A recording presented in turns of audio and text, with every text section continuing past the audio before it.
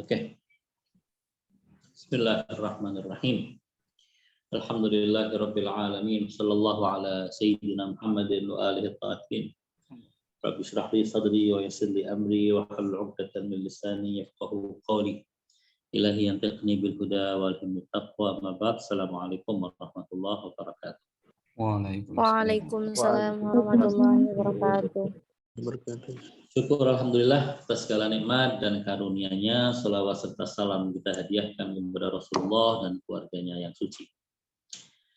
Pertama-tama kita manfaatkan kesempatan pertemuan pertama kita ini di bulan Syawal untuk saling maaf-maafan ya. Saling maaf-maafan, mengucapkan minal aidin wal faizin.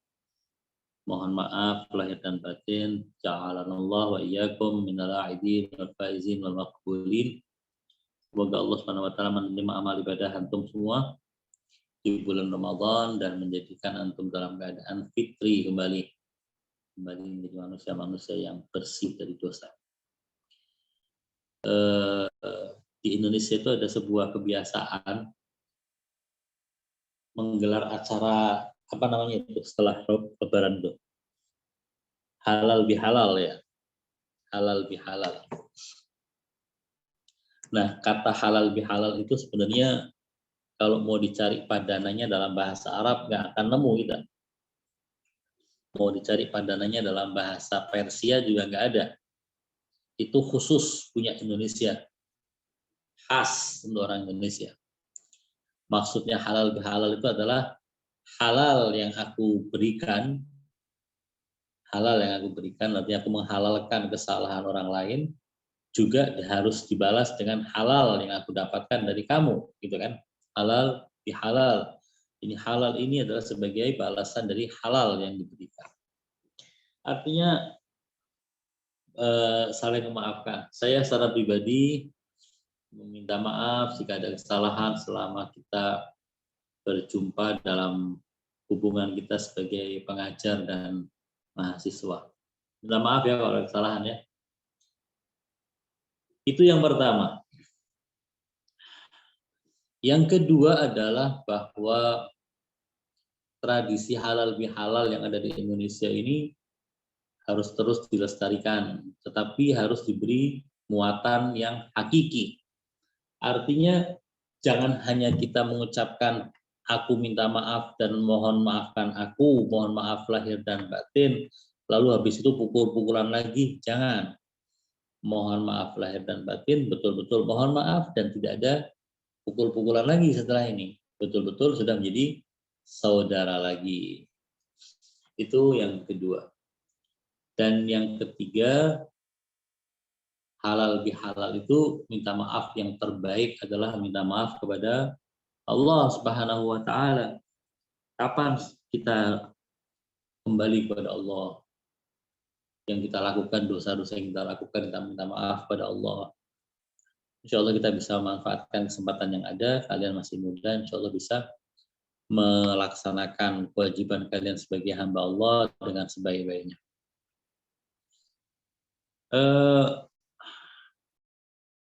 Persiapkan udah belum nih?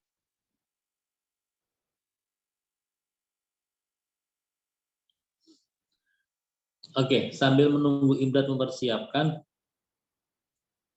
tentang tafsir surat Qul Huwallahu Ahad, kita ingin sedikit berbicara mengenai ketauhidan Allah, bahwa Allah itu Esa, Allah Maha Esa. Saya tidak tahu sejauh mana kalian bisa membuktikan bahwa Allah itu Esa. Ada di antara kalian yang bisa membuktikan kalau Allah itu Esa?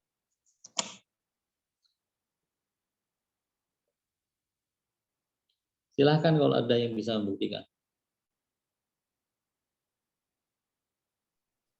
Kalau saya sih Ustadz, secara spesifiknya mungkin tidak ada ya, tapi keyakinan aja Ustadz. Condongnya yakin gitu Ustadz. Jadi artinya tidak ada dalil yang kita kuasai tentang ketauhidan Allah atau keesaan Allah.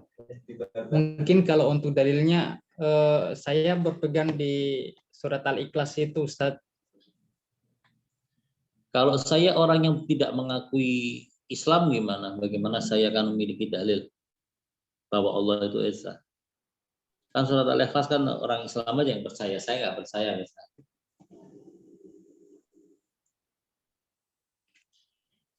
Ya, itu penting ya kita untuk mengetahui dalam Al-Quran itu lebih banyak disuruh berpikir kalau ada Tuhan dua maka akan kacau. Kalau ada Tuhan dua, ini berarti bukan itu adalah bukan ini. Ya. Al-Quran mengatakan laukana fihi ma'alihatun illallah la fasadata. Jika di langit dan bumi itu ada Tuhan selain Allah, maka langit dan bumi akan binasa. Betul ya? Ayat Al-Quran yang mengatakan begitu. Karena apa? Karena Tuhannya ingin mengatur sesuai dengan keinginannya. Sementara Tuhan yang satu lagi juga ingin mengatur sesuai dengan keinginannya. Maka terjadilah gesekan. Gesekan terjadi, pukul-pukulan untuk Tuhan satu dengan Tuhan yang kedua. Karena dua Tuhan itu baku pukul, yang terjadi adalah dunia hancur. Betul begitu ya? Pahami?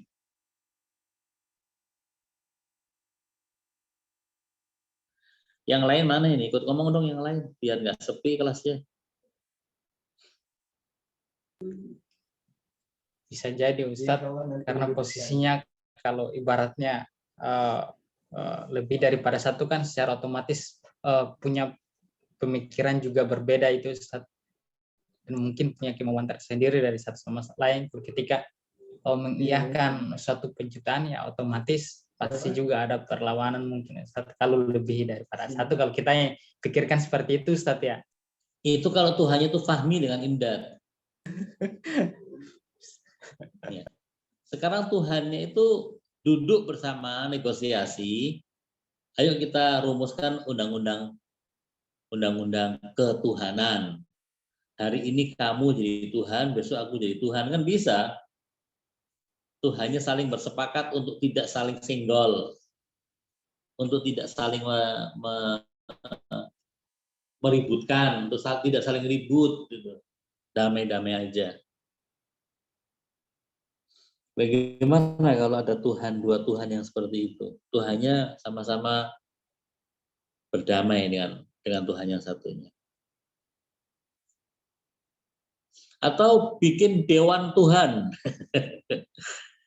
Dewan Tuhan, dewan syuro Tuhan, atau dewan kalau di NU itu ada majelis apa? Dewan tanfidiyah ya, majelis tanfidiyah. Dewan tanfidiyah itu adalah dewan pelaksana. Bikin dewan pelaksana ketuhanan. Jadi semuanya isinya Tuhan di situ. Bersepakat mereka untuk melakukan sebuah pengelolaan terhadap alam ini. Bisa nggak? Tapi kalau sebelum menciptakan itu kan secara otomatis kan satu sama lain menunjukkan bahwa dirinya itu yang satunya tercipta lebih duluan. Mungkin seperti itu Ustadz. Mungkin maksudnya lebih awal gitu Ustadz. Dan satunya itu juga pasti sebelum berpikir untuk berunding menciptakan sesuatu itu secara otomatis awalnya itu pasti berunding saling menyalahkan atau saling membenarkan diri bahwa dialah yang lebih awal daripada yang itu juga Ustadz. Bisa jadi gitu Ustadz. Kalau ada dua orang soleh, ada dua hamba Allah yang soleh. Tahu soleh ya? Orang yang soleh. Dua-duanya diberi amanat untuk menjaga gudang emas. Kira-kira bakal ada cekcok nggak di antara keduanya? Sama-sama orang soleh tuh.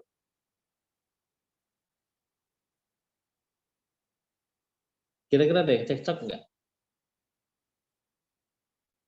Sama-sama orang soleh, orang zuhud, nggak suka dunia. Kira-kira cekcok nggak? Enggak kan? Enggak kan? Sama-sama nggak suka dunia soalnya. hanya memegang amanat. Nah, Tuhannya juga kalau kita bisa bayangkan orang yang soleh, orang manusia biasa yang soleh aja bisa menahan diri dari hawa nafsu untuk tidak gontok-gontokan, untuk tidak berantem dengan sesamanya, apalagi Tuhan. Tuhan tidak butuh pada apapun, apalagi perlu pakai gontok-gontokan, perlu pakai ribut sama Tuhan yang lain, enggak lah. Sesama Tuhan jangan saling mendahului. Damai-damai aja kan mungkin.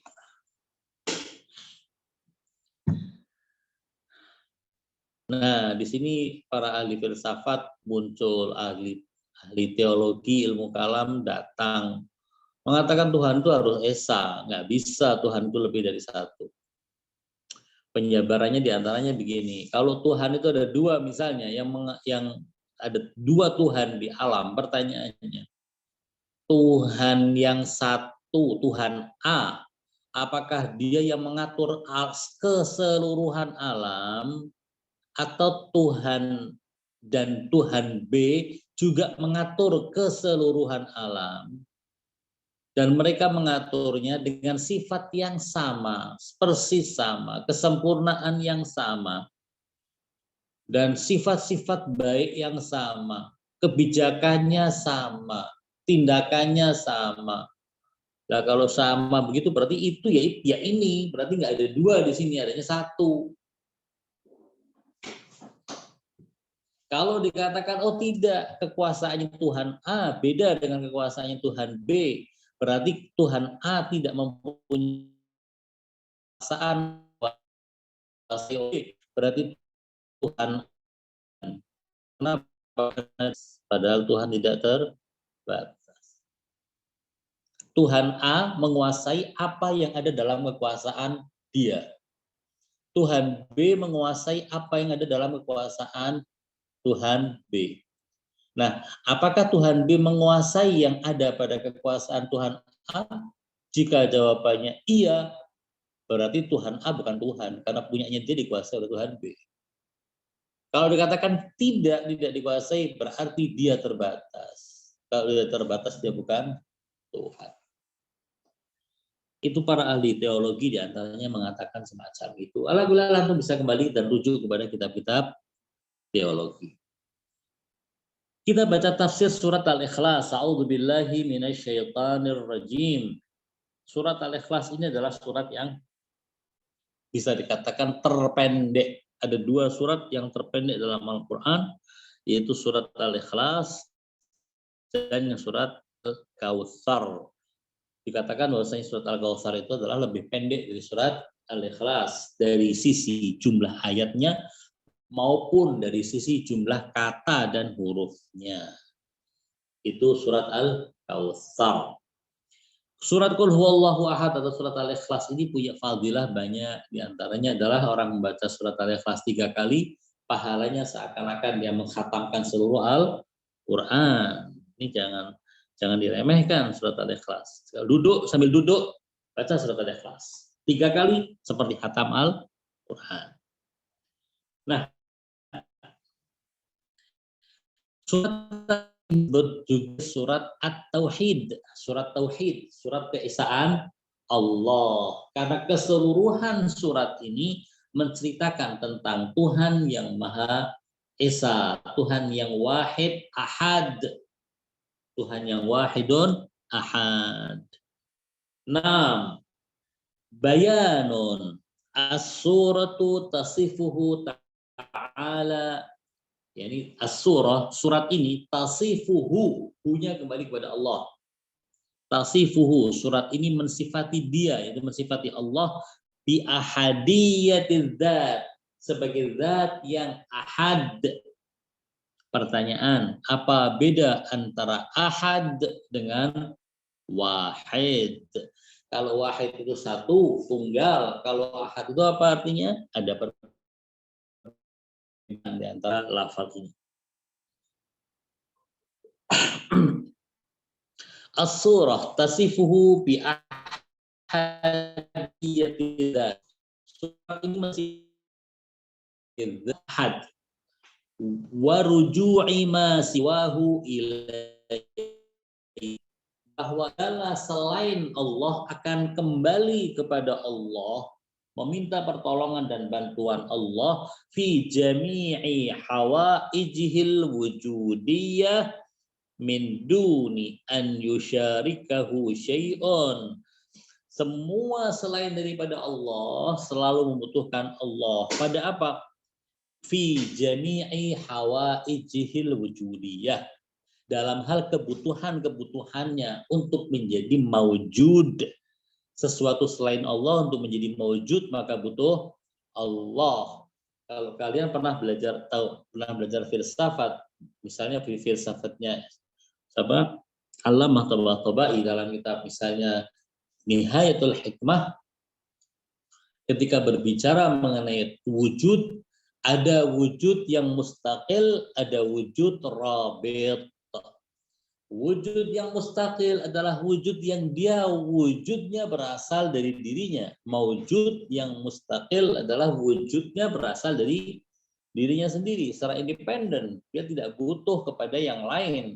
Sementara ada maujud yang wujudnya mereka adalah wujudnya wujud rabit. Jadi dia harus berhubungan dengan yang memiliki wujud. Tanpa ada hubungan dengan yang memiliki wujud, maka dia menjadi tidak ada. Seperti misalnya gini, kita tahu ada yang namanya bayang-bayang. Bayang-bayang itu ada atau tidak? Jawabannya ada. Selagi pemilik bayang-bayang itu ada, maka bayang-bayangnya ada. Kalau misalnya ada seorang bernama Ali sedang berdiri di halaman, lalu kemudian ada bayang-bayangnya Ali, bayang-bayang itu ada. Sekarang Ali sudah tidak ada di halaman, maka adakah bayang-bayang Ali di halaman? Jawabannya tidak. Atau misalnya seperti kita bercermin. Ketika kita bercermin di depan kaca, maka di kaca itu ada wajah kita.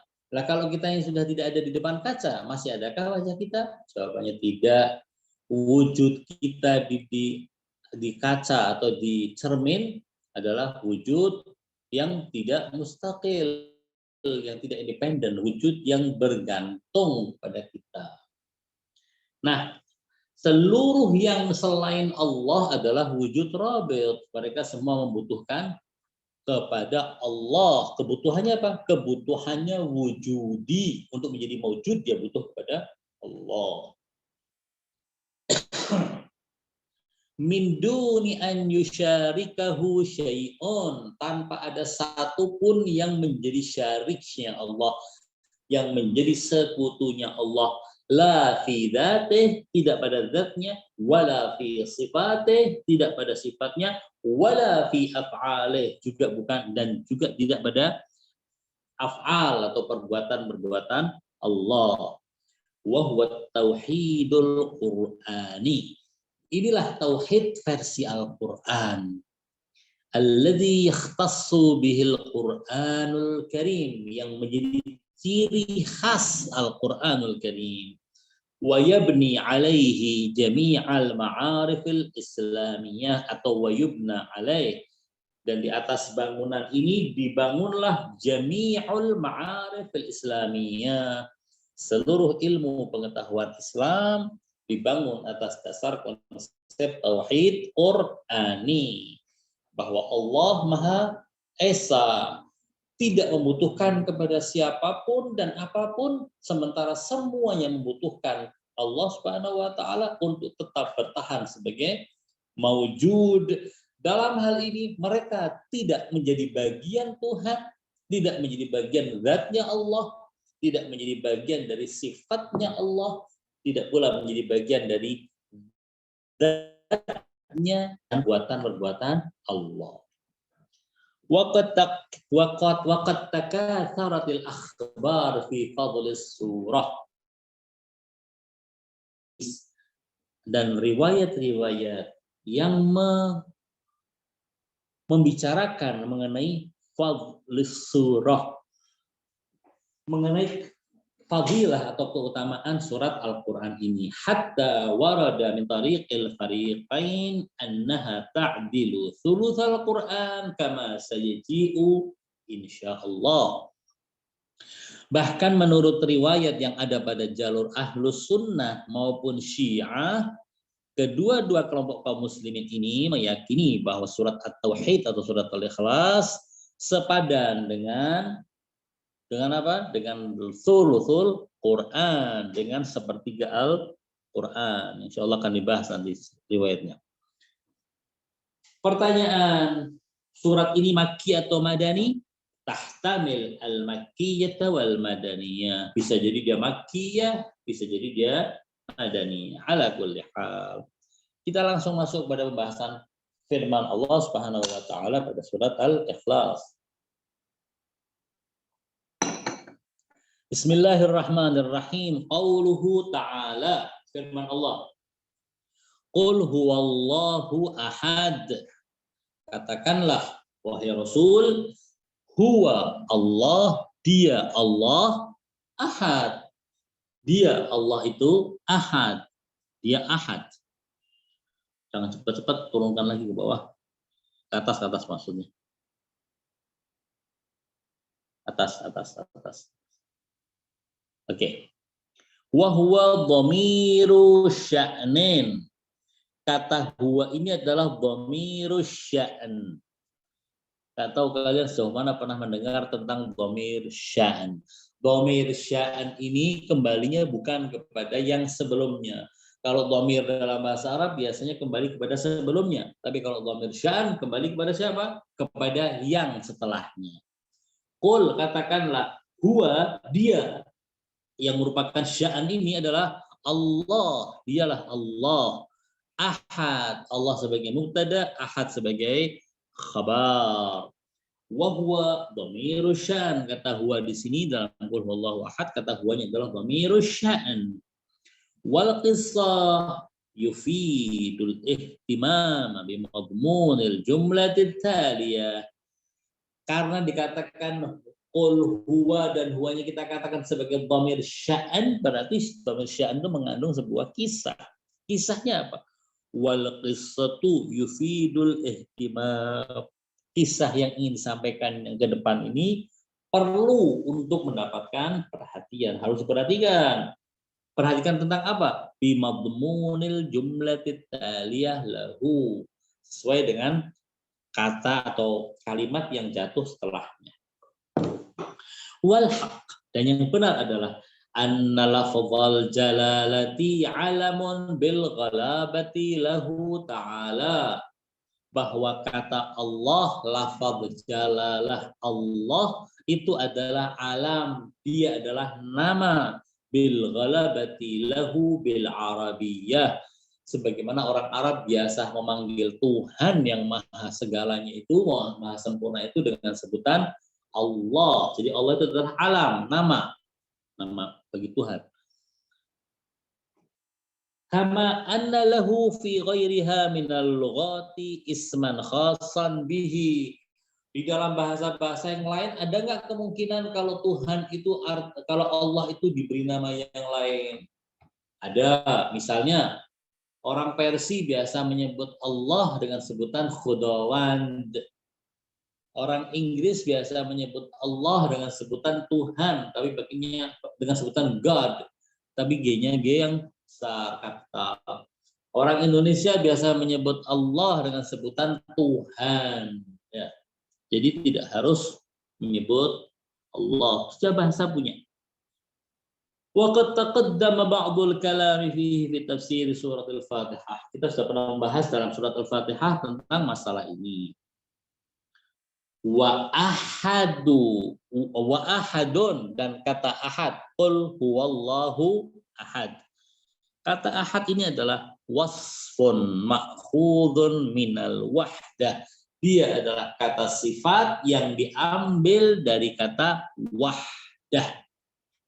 Wahdah artinya kesatuan, satu. Wahid berasal dari kata wahdah. Tauhid berasal dari kata wahdah. Ahad berasal dari kata wahdah. Akar kata daripada ini adalah kata wahdah, yang berarti tunggal, satu.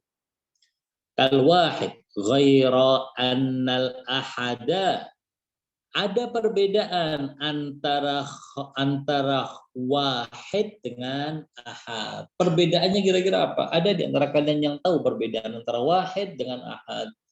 Kata wahid artinya satu, kata ahad juga artinya satu atau tunggal. Bedanya apa di antara keduanya?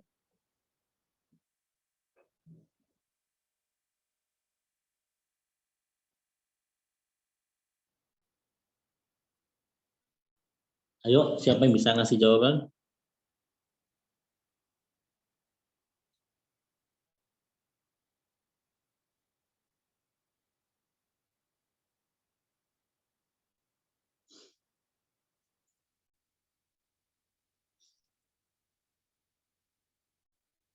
Ini pada hadir nggak sih? Ada, Ustaz. Hadir ya. Jadi saya nggak sendirian ya. Ketua kelasnya Siti Hadainaya datang.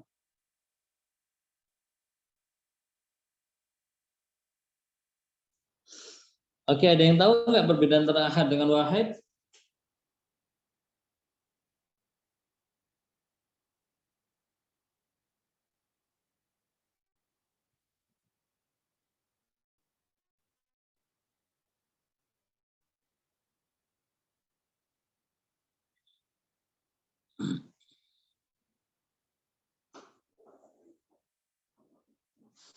Ya, ada sebagian orang menyebutkan bahwasanya yang namanya wahid dengan ahad itu bedanya begini.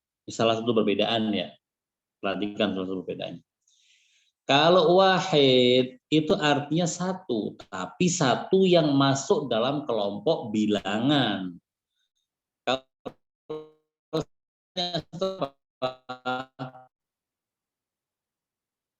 Bilangan apa setelah 9? Setelah bilangan 13 bilangan apa?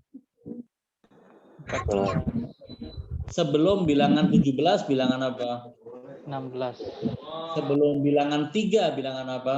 2. Sebelum bilangan 2 bilangan apa? 1. Nah, kalau kata satu itu masuk ke dalam kelompok bilangan, itu bahasa Arabnya wahid. Tapi kalau kata satu itu tidak masuk ke dalam bilangan, itu bahasa Arabnya ahad. Itu perbedaan yang pertama. Paham ya? Atau kalau kita menggunakan bahasa Indonesia mungkin tunggal. Kata tunggal itu satu artinya, tapi berbeda dengan kata satu. Ya, beda dengan kata satu. Misalnya kalau kita mengatakan setelah 3 berapa? 4, sebelum 2 berapa? 1. Nggak mungkin kita akan mengatakan sebelum 2 adalah tunggal. Berarti kata tunggal ini tidak masuk dalam kelompok hitungan. Jelas ini satu perbedaan. Ayo kita baca apa yang ditulis oleh Syahid oleh Al-Allamah Tabatabai. Wa ahad wasfun ma'khudun minal wahdah. Kata ahad berasal dari kata sifat yang asalnya kata wahdah. Kal wahid seperti kata wahid. Kata ahad dengan kata wahid kurang lebih artinya sama. Tapi ada perbedaan. Ghaira annal ahada, hanya saja kata ahad ini innama yutlaqu ala ma la yaqbalul kathrata la kharijan wala dhihnan.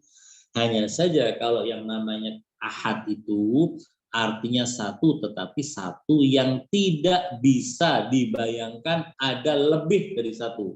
Baik di alam luar maupun di alam dzihn, di alam benak atau otak kita. Jadi tunggal, nggak ada duanya. Itu namanya ahad. Walidzalika la yaqbalul 'ad. Karena tidak mungkin ada duanya, tidak mungkin ada tiganya, hanya ada satu-satunya itu, maka dia tidak masuk dalam kelompok bilangan. Wala yadkhulu fil, dia tidak bisa dibilang, tidak bisa dihitung. Wala yadkhulu fil adad, dan dia tidak masuk dalam bilangan. Bi khilafil wahid, beda dengan satu. Dengan kata wahid, fa inna kulla wahidin, karena setiap yang wahid itu lahu saniyan, dia ada yang keduanya.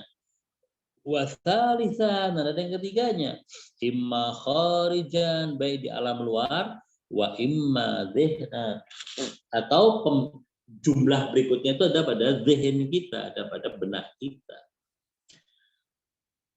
Bitawahum, mungkin dengan kita membayangkan, dengan kita berkhayal, au bi fardil aql, atau dengan pendekatan logika, pendekatan akal. Fayasiru bindimamihi katsiran, sehingga dengan adanya satu menjadi banyak. Itu kalau wahid. Wa ammal ahad, adapun ahad, fakullu ma furidha lahu tsaniyan, maka setiap kali dia bayangkan adanya yang kedua bagi ahad itu, karena huwa, maka yang dipikirkan itu adalah ya dia juga, lam yazid alaihi syai'un, tidak ada tambahan baginya, hanya dia, tidak mungkin akan ada lebih dari dia.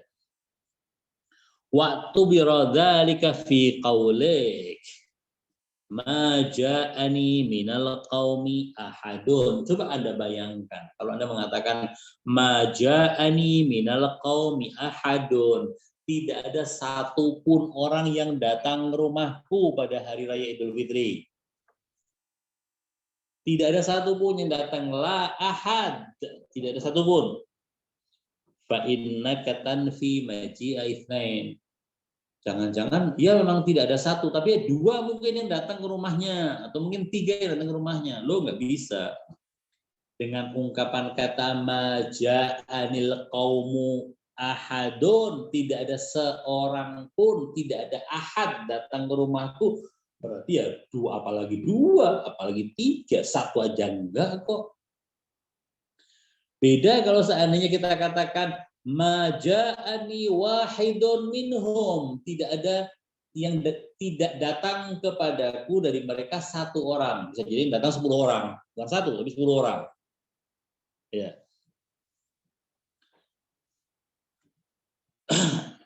Waktu biradhalika fi qaulika maja'ani minal qaumi ahadun, tidak datang kepadaku dari kaum satu pun ahadun. Fa innaka tanfi, dengan kata maja'ani minal qaumi ahadun, berarti engkau telah menafikan min maji'i itsnaini minhum wa aktsar. Anda telah menafikan dua orang, apalagi lebih. Satu aja dinafikan, apalagi dua, apalagi tiga, apalagi lebih dari itu. Kama tanfi maji'a wahidin minhum, sebagaimana engkau telah menafikan kedatangan satu orang dengan kata maja'ani minal qaumi ahad, dengan menggunakan ahad, satu saja wahid saja dinafikan, apalagi dua, apalagi tiga, apalagi empat. Bi khilafi ma law qulta, bedanya kalau yang kau katakan adalah kata-kata seperti ini, maja'ani wahidun minhum, tidak datang kepadaku satu orang dari mereka. Bisa jadi kalau mereka semuanya jumlahnya 100, yang datang 99, kita bisa mengatakan maja'ani wahidun minhum. Satu nggak datang, 99 yang lain pada datang semua. Fa innaka innama tanfi bihi maji'a wahidin minhum bil adad. Dengan kata-kata maja'ani wahidun minhum, sesungguhnya engkau telah menafikan kedatangan satu orang dalam bilangan. Bisa jadi yang datang ratusan orang, satu orang itu nggak datang. Ungkapan maja'ani wahidun minhum wala yunafihi maji'u itsnaini minhum aw aktsar. Kata-kata maja'ani minal qaumi wahidun bisa jadi bukan satu, bisa jadi dua, bisa jadi tiga yang datang. Yang datang menjadi dua. Kalau satu enggak, yang jelas kalau satu enggak, lebih dari satu iya, bisa. Wali ifadatihi hadzal ma'na la yusta'malu fil ijabi mutlaqan. Karena itu, karena kata wahid seperti ini memiliki makna yang seperti itu, la yusta'mal fil ijabi mutlaqan, maka tidak digunakan dalam ijab. Maaf, bukan kata wahid, kata ahad. Wali ifadatihi hadzal ma'na, dan karena kata ahad tadi memiliki makna seperti ini, la yusta'malu fil ijabi mutlaqan. Maka kata ahad tidak digunakan dalam susunan jumlah atau kata-kata yang mengandung makna positif. Kalau makna negatif dia. Maja'a, tidak datang seorang pun. Maja'a ahadun. Tidak bisa dikatakan ja'a ahadun. Ya. Illa fihi ta'ala. Kecuali hanya kepada Allah. Hanya untuk Allah lah kita bisa menyebut kata ahad. Yang berarti satu-satunya, tidak ada duanya. Hanya Allah yang bisa, hanya kata ahad yang dinisbatkan kepada Allah bisa digunakan tanpa ada kata la dan nafi, ada, nggak pakai nafi. Wa min latifil bayani fi hadzal bab, dan di antara keterangan yang cukup menarik dan lembut dalam kaitan ini adalah apa yang dikatakan oleh Imam Ali bin Abi Thalib alaihi afdhalus salam fi ba'dhi khutabihi. Apa yang dikatakan oleh Imam Ali bin Abi Thalib dalam sebagian khutbahnya fi tauhidihi ta'ala.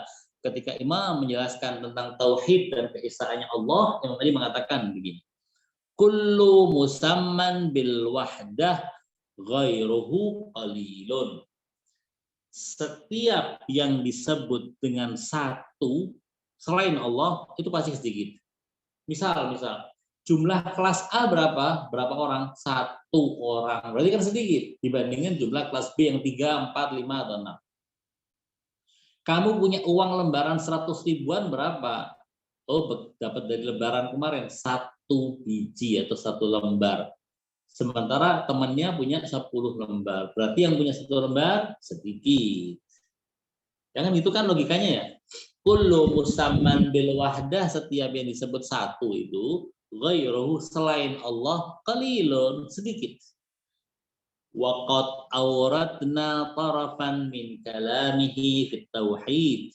Kita juga sudah menyebutkan tentang sebagian ungkapan Imam Ali bin Abi Thalib tentang tauhid fi dailil bahth dan tauhid al-Qur'an fil juz' as-sadis. Kita pada jilid yang ke-6 pembahasan mengenai tauhid kita sudah jelaskan, katanya Allamah Tabatabai. Qauluhu ta'ala Allahus samad, firman Allah Subhanahu wa taala Allahus samad.